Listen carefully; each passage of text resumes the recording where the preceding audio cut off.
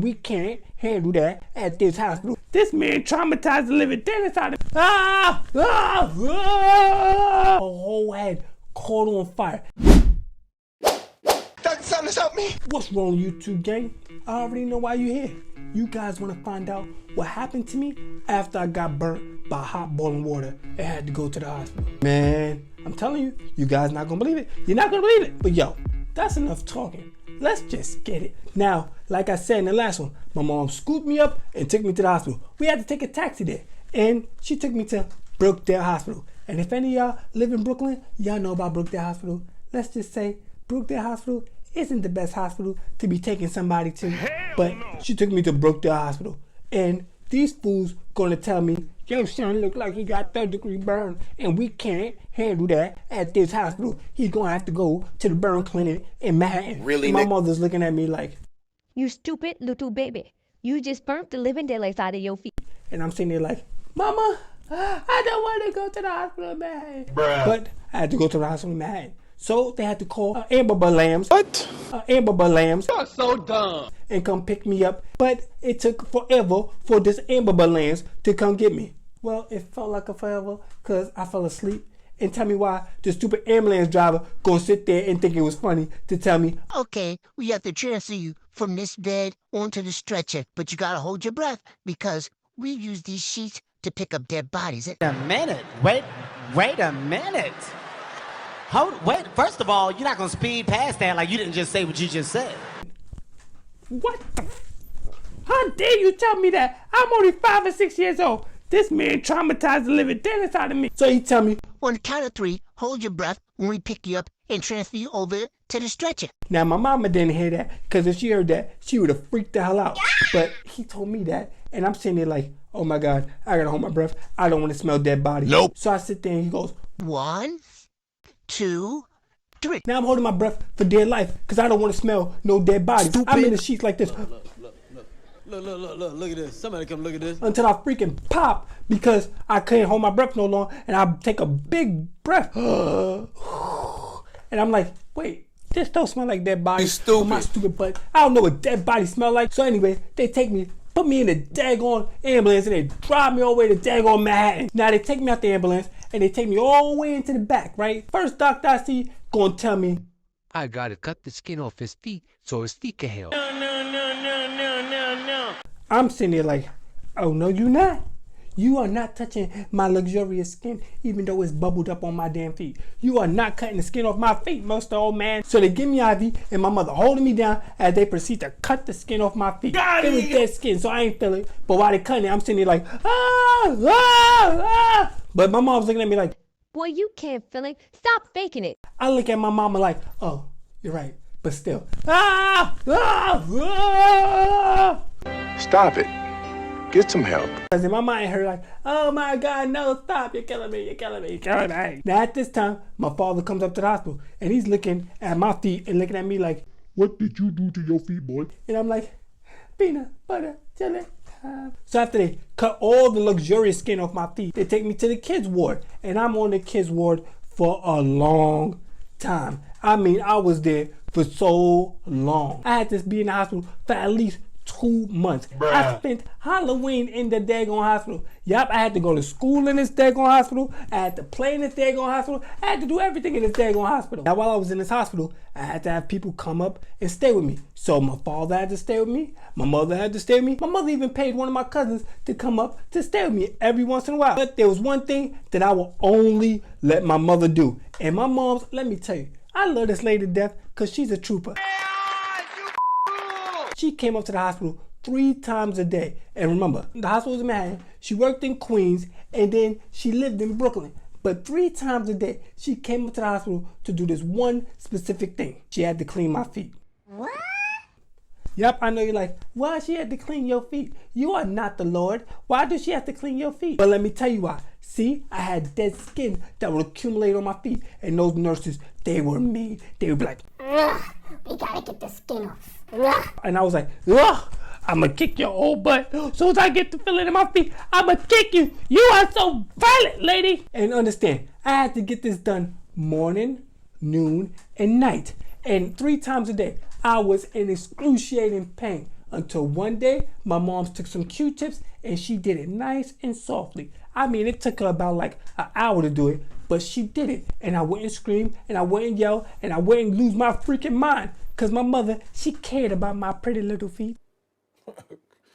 Okay. But my mother had to do it. I was not letting no doctors, nobody do it. It was painful, like OD painful. Like I said, I was in this hospital for like 2 months and I had to go to a school that was in the hospital. I mean, I ain't really learned nothing in this daggone school. I was just in there sitting in the back row writing my ABCs, doing dumb stuff. I mean, I had to go there 5 days a week and I didn't really learn nothing, like I said. Now the school was only for about like 3 hours a day. And there's some bad older kids that was in the school too. They were just causing trouble all day until they got kicked out the damn school. But you know, I did my little schooling. You know, I learned my ABCDs. Well, I already knew that. Bruh. They taught me some stuff. I don't even know what they taught me. And after school, we didn't have to do nothing. And on the weekend, we got to chill and, you know, enjoy ourselves. So during the times that my mom's and nobody was there because, you know, they had to change shifts, I would sit there and I would explore the hospital. But wait, I'm getting too far ahead. I'm telling y'all just a little too far ahead.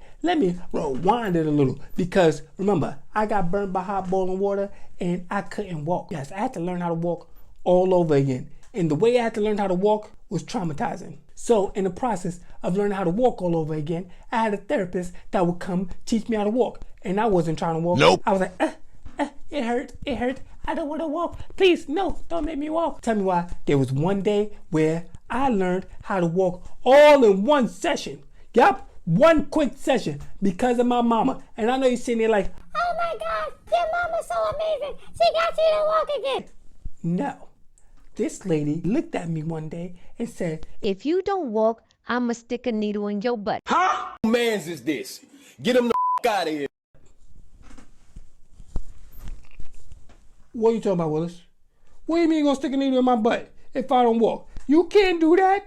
But she looked at me and was like, Yup, I'ma stick a needle in your little butt and you gonna walk. Stop the cap. I'm like, oh my God, I'm walking. I am walking. Tell me why the therapist ain't saying nothing. He just looked at her and looked at me. Looked at her and looked at me. I was wondering why he was looking at me like that. This man knew she couldn't stick no needle in my butt. And it wasn't until I got older, I realized she couldn't stick no needle in my butt to make me walk. But she was convincing. Because even when I was like, no, I'm not going to walk, she's like, Wait, let me go get the needle right now. and I was like, oh, no, I'm walking. Yep. Learned how to walk all in that one session.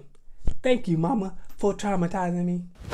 Emotional damage. But along with being traumatized in this hospital, I seen some things in this hospital that blew my mind. Like, there was a girl in the other room. She burnt all the hair off her damn head. Well, she didn't burn it. Her freaking mom's burned it. Story goes, her mom was doing her hair and she had that flat iron. You know, the one you put on the stove. I guess her mama didn't like her, so she left the flat iron on like 1,000,000 degrees and she put it in her daughter's head, and I think she had grease in it, and I had her whole head caught on fire. This girl head was raw. I mean raw. Man, and you thought that was bad? This other kid, moms or pops, threw water in their face. Yup. That's just crazy. I think they said they surprised their moms and she threw the water and it splashed in their face. What? This person had their whole face wrapped up. Man, it was crazy in that daggone hospital. And understand, I was on the kids ward. So when things like this happen to you, you gotta see the cops, the fire department, social workers, all that. And they wanna talk to you and find out what happened to you. So me, I had to see all these people because they thought my mama did this to me. What? They thought my mama burnt me with hot boiling water. So, you know what my mama did? She walked out the room. They would sit there and be like, Oh, we need to talk to your son and see what happened, how he burnt himself. And they were like, You know, we can't rule out the fact that if you did it and I... Just excuse the out of me. my mom looked at them and was like, You think I did this to my son? I was at work. they was like, I'm sorry, we can't rule it out. she was like, You know what? Just to prove I didn't do it to my son, I'ma walk out the room and you could talk to him yourself. my mama was gangster like that. And when they walked into the room and they sat there and asked me, Hey, little boy, what happened to you? the story was exactly the same. First off, I started with, it's my sister's fault. She didn't want me to eat no damn peanut butter and jelly sandwich. You're done. And I told him Word for word, exactly what I'm about to tell you now. I went to the refrigerator, opened the refrigerator door, I stepped in the refrigerator, I grabbed the bread hit the water hit the floor, I jumped to the wall, and then I got burnt. They looked at me and was like, So that's all that happened? I'm like, yeah. They're like, You could tell us Mud did it. I said, Mommy was at work. She didn't do it. She couldn't do it. I did it. I told that story about like 10 different times to doctors, fire department, everybody. Got to the point that they walked up to my mom and was like, We don't think you did it. Because every time he tells the story the same exact way. He doesn't change the story up at all. It's the same way. So we're ruling you out as being the cause of hurting your son. Really, my nigga? mother like, I told you I ain't do it. His no silly dumb self did. but yeah, man, living in the hospital for 2 months was really, really, really interesting. Tell me why the last day I was getting sent home, I meet a kid, right? Matter of fact, I met him 2 days before I was getting sent home. And this kid kinda blew up his hand with a damn M80. Boy, ain't no way, boy. Yeah. Wasn't the smartest of kids. He was some Caucasian kid. He said what he was doing was, he was lighting M80s, throwing them out the window. He was just doing that all day. Then he saw his mom's pulling up in the car. So he tried to throw the M80 down the toilet. And then fuse didn't go out and it didn't flush. So he picked up the M80 and was like, he's about to throw it out the window again. He threw it in front of him, it left his finger, then boom, blew up right in front of his daggone hand. Stupid! This kid on the damn last day gonna see me leaving and say, you want to see something? And pull back the top of his thumbnail. I was like, oh, you nasty. I ain't messed with fireworks in my life. If that's what it's gonna do to your hand. Yep. After these 2 months was up, I got to go home. I got to spend time with my grandma, spend time with my family. When I went back to school, they threw me a little welcome back party. They gave me money, they gave me gifts. The teacher gave me books. Like I want some damn books. Nope. But, yep, that was my experience of living 2 months in a damn burn clinic after my sister made me burn my feet. Why the you lying? Yeah. We're gonna say it was her fault. Don't look in the comments and don't be in the comments like, oh, it was your fault. You should be more patient. No, it was her fault. It was her fault. But yeah, the hospital was pretty cool. You know, I had some things to do in the hospital that kept me entertained. But come back next week and I tell you guys all the damn times I was catfished. And let me just say, one of these times I had to take flight. Like, Man, you better stop running from that girl. Fuck you!